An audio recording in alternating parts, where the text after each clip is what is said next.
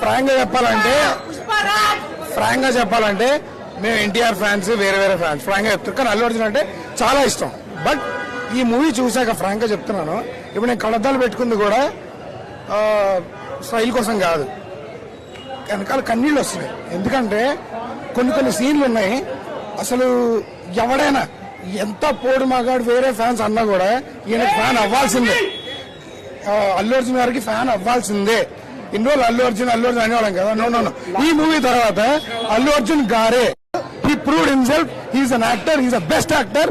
నేనేదో ఇండియా మొత్తానికి అనుకునేవాడిని కానీ, అంటుంటే ఏంటి ఫ్యాన్స్ అంతా అనుకునేవాడిని కానీ, నో, ఆయన సుకుమార్ గారు కానీ అల్లు అర్జున్ కానీ అసలు ఇంత డబ్బులుండి అల్లు అర్జున్ గారు ఇంత డబ్బులుండి ఇంత కష్టపడక్కర్లేదు.